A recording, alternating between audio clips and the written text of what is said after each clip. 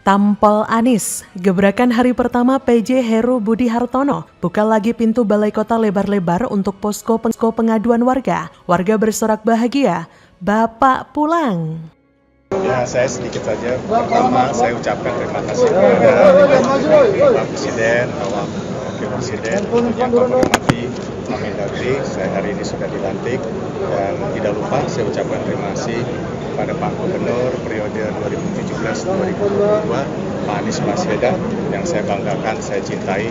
Tentunya tadi beliau, Pak Mendagri sudah menekankan beberapa poin-poin dan itu akan kami masukkan di dalam sebuah program di 2023, termasuk juga Pak Anies menyampaikan di dalam LPD nanti kami rinci dan tentunya pembangunan yang bagus dan baik untuk masyarakat pasti saya akan lanjutkan. Dan terakhir saya harus bekerja. Terima kasih. Baik, terima kasih Pak. Presiden, dan hari ini saya terima kasih sudah diberikan amanat. Penjabat Gubernur DKI Jakarta Heru Budi Hartono akan membuka kembali posko pengaduan warga di Balai Kota Jakarta. Nantinya setiap pagi mulai pukul 8 sampai 9 WIB, warga bisa menyampaikan keluh kesah terkait permasalahan yang terjadi di wilayahnya. Kata Heru pada Senin 17 Oktober, insya Allah begitu, besok saya melakukan pengarahan ke seluruh pejabat DKI. Posko pengaduan masyarakat di Balai Kota sempat digelar pada era kepemimpinan Joko Widodo, Basuki Cahayapurnama, hingga Jarod Saiful Hidayat. Namun, posko pengaduan itu sempat hilang di era kepemimpinan Anies Baswedan. Heru mengatakan nantinya posko pembangunan akan digelar setiap Senin hingga Kamis. Pemprov DKI akan menyiapkan perwakilan untuk menerima aduan dari masyarakat. Kata Heru, setiap hari bergantian, setiap wilayah ada di sini. Nanti bergiliran juga, nanti diatur sama asistennya siapa yang piket dari jam 8.9 saja. Ketika datang dari jam 8.9, setelah itu membawa apa yang didiskusikan oleh masyarakat di sini pengaduan dan nanti akan dibawa ke wilayahnya masing-masing dan didiskusikan, ungkap Heru. Heru Budi Hartono pun disambut para aparatur sipil negara dan warga saat tiba di Balai Kota DKI pada Senin 17 Oktober siang. Rombongan Heru tiba di Balai Kota DKI Jakarta sekitar pukul 12.05 WIB usai dari Istana Negara. Para ASN dan warga kemudian menyambut dan berebut foto dengan Heru. Kata salah seorang warga berteriak, "Bapak pulang!" Kemudian warga lain juga ikutan berteriak, "Pak Heru pulang ke Balai Kota DKI. Pak Heru datang, rakyat kecil bahagia," kata warga yang lainnya. Adapun Heru bukan orang baru di Pemprov DKI Jakarta. Sosoknya memang sudah malang melintang mengisi berbagai jabatan di Pemprov DKI. Heru mengawali kiprahnya sebagai staf khusus Wali Kota Jakarta Utara pada 93. Dari tahun ke tahun karirnya terus menanjak dengan menduduki sejumlah posisi kepala bagian. Pada tahun 2013 Heru sempat menjabat sebagai Kepala Biro Kepala Daerah dan Kerjasama Luar Negeri Pemprov DKI. Jabatan itulah yang akhirnya mendekatkan Heru dengan Presiden Jokowi yang saat itu masih menjabat sebagai Gubernur DKI Jakarta pada 2014. Yang ditunjuk oleh Jokowi untuk menjadi Wali Kota Jakarta Utara. Adapun Heru memang baru saja dilantik sebagai PJ Gubernur DKI di Gedung Kementerian Dalam Negeri Jakarta Pusat, Senin pagi. Dalam sambutan pelantikan itu, Heru juga mengatakan akan menjalankan aturan seluruh-seluruhnya. Kata Heru, "Demi Allah, saya bersumpah akan memenuhi kewajiban saya sebagai penjabat Gubernur DKI Jakarta dengan sebaik-baiknya dan seadil-adilnya, memegang teguh Undang-Undang Dasar Republik Indonesia tahun 1945 dan menjalankan segala undang-undang dan aturannya dengan seluruh-seluruhnya dan berbakti bagi masyarakat, nusa dan bangsa," kata Heru. Heru yang sebelumnya menjabat sebagai Kepala Sekretariat Presiden RI ditunjuk sebagai PJ Gubernur DKI oleh Presiden Jokowi. Heru terpilih dari 3 kandidat. Dengan penunjukan itulah, Heru bakal menjabat sekitar 2 tahun hingga Pilkada DKI berlangsung pada November 2024, serentak dengan daerah lain. Heru resmi menjabat sebagai PJ Gubernur setelah dilantik oleh Mendagri Tito Karnavian yang menggantikan Anies dan Riza Patria yang telah mengakhiri masa jabatannya sebagai Gubernur dan Wakil Gubernur per 16 Oktober. Mendagri Tito memastikan kinerja Heru sebagai PJ Gubernur DKI akan dievaluasi selama 3 bulan sekali. Mendagri lantas menjelaskan penjabat kepala daerah ditunjuk untuk melaksanakan tugas selama setahun, namun jabatan itu bisa diperpanjang selama 1 tahun ke depan dengan orang yang sama atau orang yang berbeda. Guna menentukan bisa diperpanjang atau tidaknya seorang penjabat kepala daerah, Mendagri mengatakan akan melakukan mekanisme evaluasi terhadap pelaksanaan tugas. Di sisi lain, Mendagri berharap Heru bisa menjaga kepercayaan dan amanah yang diberikan sebagai PJ Gubernur DKI dari pimpinan negara.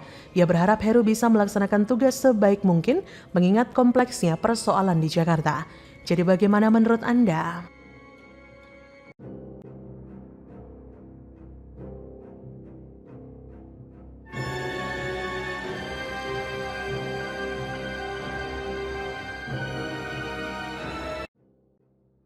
Masyarakat Jakarta ngamuk geruduk Balai Kota, tagih janji kampanye Anies. 23 janji, terrealisasi kok cuma 5, dasar gubernur 0%.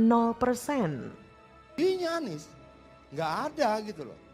Kalau kemudian kita bandingkan dengan apa yang terjadi pada proses pilkada kemarin, kita tahu siapa yang dibully secara fisik, didatangi, dipersekusi, diintimidasi dan sebagainya. Untuk Anies saat ini tidak ada. Bahwa ada 1-2 kalimat kata akun segala macam itu bukan pusaran. Kami warga Jakarta sebagian besar melihat apa yang Bapak kerjakan itu tidak membuat kesejahteraan bagi warganya dan kepada kota Jakarta. Dan terlebih dengan kasus banjir kemarin, pencegahan pada saat terjadinya bencana, kemudian penanggulangannya. Di situ kami menemukan sekali, aduh, kenapa begini? Dia adalah senyap. Senyap itu kata lain dari tidak ada bunyi, tidak ada pergerakan, tidak ada penampakan. Itu semua definisi dari senyap, sunyi, sepi, sendiri. Ini ngeri karena meski ada 67 orang yang menjadi penasihat Anies dan semua dibayar pakai uang pajak yang kita bayarkan, tapi Anies memilih jalan yang sunyi. Ini orang kenapa bisa jadi gubernur ya? Gubernur DKI Jakarta Anies Baswedan bakal digeruduk warga di hari-hari menjelang masa jabatannya habis. Koalisi Perjuangan Warga Jakarta, Kopaja, akan menggelar aksi di Balai Kota Jumat 14 Oktober. Aksi tersebut bertajuk Drop Out Anies, janji palsu Anies bikin nangis. Kelompok masyarakat ini menagih janji kampanye Anies yang hingga detik-detik kelengserannya belum juga diwujudkan. Menurut salah satu perwakilan Kopaja, menyebutkan bahwa kepemimpinan Anies dan Riza Patria dianggap tidak mampu mewujudkan janji kampanye menjadikan Jakarta kota yang humanis. Bapak Gubernur, tolong lihat di sini lah. Anak-anak putus sekolah juga, dan nggak kayak ibu-ibunya.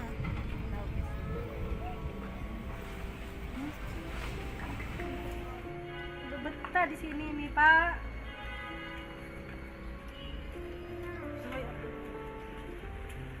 Gimana ini solusinya Pak? Kasih aja Pak, sedikit-sedikit tempat Pak. Kasihan anak-anak sekolah Pak. Untuk mendesak KPK agar segera tangkap Anies. Karena menurut kajian-kajian dan analisa yang kami kaji selama ini, bahwa Gubernur DKI Jakarta banyak mempunyai kasus-kasus yang saat ini belum dibongkar oleh KPK. Hal ini menurut mereka berkaitan dengan berbagai masalah ibu kota yang belum diselesaikan Gubernur DKI Jakarta Anies Baswedan dan Wagubnya Ahmad Riza Patria. Kopaja mendesak Anies memenuhi 11 tuntutan warga. Pihak Kopaja menyatakan bahwa mereka bakal bertahan sampai Anies Baswedan selaku Gubernur DKI menemui warga dan memenuhi tuntutan. Saya ragu ya Anies mau menuruti permintaan tersebut karena selain masa jabatannya yang akan berakhir beberapa hari lagi, Anies sudah tidak peduli lagi dengan Jakarta. Ia sudah lepas tangan. Saya semakin yakin jika tuntutan tersebut tidak akan digubris oleh Anies. Pasalnya dari total 23 janji yang diumbar Anies di saat kampanye dulu, cuma 5 janji yang sukses ia tunaikan. Adapun 5 janji Anies yang dianggap berhasil mencapai target, diantaranya adalah: pertama, Anies berjanji untuk memperluas manfaat KJP menjadi KJP Plus pengguna usia 6-21 tahun untuk kelompok belajar paket ABC, madrasah, pondok pesantren, kursus dan bantuan tunai untuk keluarga tidak mampu. PDIP menilai janji itu mencapai target karena KJP Plus menjangkau anak putus sekolah bisa digunakan untuk program kejar paket, namun belum ke madrasah madrasah atau sekolah di bawah Kementerian Agama. Kedua, Anies berjanji menjaga harga kebutuhan pangan di Jakarta dengan inflasi. Realisasinya inflasi relatif terjaga di level 2,4% selama periode 2018-2021. Ketiga, Anies berjanji mengintegrasikan transportasi DKI Jakarta. Realisasinya Anies sudah mengintegrasikan transportasi di Jakarta dengan satu harga Jaklingko, namun mengorbankan pelayanan terutama di Transjakarta yang menyebabkan menumpuknya penumpang di halte-halte Transjakarta. Keempat, Anies berjanji menyelenggarakan berbagai kesenian Jakarta sepanjang tahun. Realisasinya, Pemprov DKI rutin menggelar festival kesenian sejak 2018. Terakhir, Anies berjanji meningkatkan bantuan hibah untuk lembaga keamanan dan ormas. Realisasinya, hibah 352 miliar untuk 131 ormas keagamaan dan tempat ibadah tahun 2022. Memang dari kelima janji tersebut sudah terrealisasi, tapi itu pun masih banyak kurangnya. Bahkan kelima program tersebut jika diperhatikan tidak untuk kesejahteraan rakyat, tapi hanya untuk kepentingan dirinya sendiri dan kepentingan beberapa kelompoknya saja. Ngeri loh ya, karena masih tersisa 18 janji yang entah ngajar kemana. Shh. Jangan bilang janji pun terkoreksi oleh Anies. Hahaha, terserah. Tapi bagi yang mudeng silakan nilai sendiri. Apakah model begini pantas mengklaim kesuksesan? Kesuksesan Anies yang cetar membahana juga dibuktikan dengan banjir Jakarta yang ogah meresap. Di dalam bahasa Anies, banjir bukan genangan air, melainkan parkir air.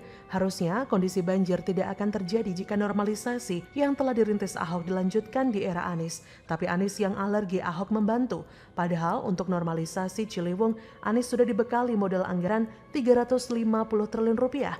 Konyolnya, Anies lebih memilih memodifikasi Jakarta dengan motif polkadot alias membuat sumur resapan. Lah apa iya, kembali lagi ini yang dinamakan sukses. Itulah sebabnya Menteri PUPR Basuki Hadimulyono mengatakan agar persoalan normalisasi Sungai Ciliwung ditanyakan saja tuh ke Gubernur Anies. Ya iyalah, itu kan janji kampanyenya dulu. Mikir deh, sejak 2017 hingga 2022, hasilnya itu zonk loh. Hanya gegara Anies ogah mengotori tangannya karena harus melakukan penggusuran. Orang waras wis mudeng, tetapi Anies kekeh sesumbar ngaku berhasil. Padahal ketika Presiden Jokowi mempercayakan Heru Budi menjadi penjabat Gubernur DKI menggantikan Anies, itu harusnya jadi tamparan telak. Sosok ini bukan asal mungut, melainkan sudah dikenal baik oleh Jokowi dan Ahok karena rekam prestasinya. Ibra diminta membersihkan sampah, banjir, dan kemacetan di Jakarta menjadi prioritas yang diamanahkan Jokowi kepada Heru. Kenapa? Sebab gubernur pendahulunya gagal. Siapa dia? Silakan tanya Mbak Google yang merekam seluruh perjalanan dan kesuksesan Doski ini. Jadi bagaimana menurut Anda?